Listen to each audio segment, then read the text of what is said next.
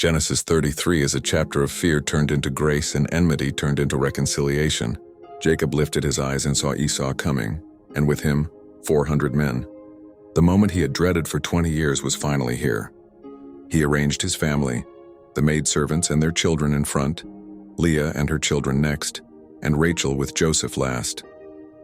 But Jacob himself went on ahead, bowing to the ground 7 times as he approached his brother. Then came the unexpected. Esau ran to meet Jacob, embraced him, fell on his neck, kissed him, and they wept together. The years of anger and bitterness melted away in a single moment of grace.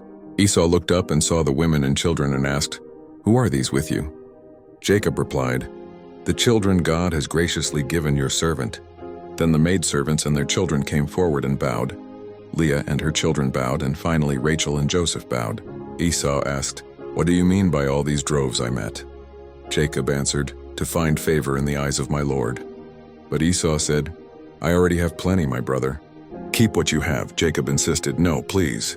If I have found favor in your eyes, accept this gift. For to see your face is like seeing the face of God.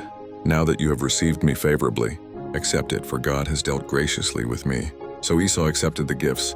Then Esau said, "Let us be on our way, I will accompany you."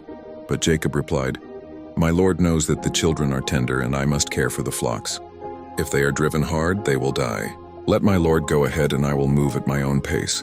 So Esau returned toward Seir, and Jacob traveled to Succoth, where he built shelters for himself and his livestock. Later Jacob came safely to the city of Shechem in Canaan, and camped near the city. He bought a piece of land from the sons of Hamor for 100 pieces of silver. There he set up an altar and called it El-Elohe-Israel, God, the God of Israel. Genesis 33 shows us the power of reconciliation.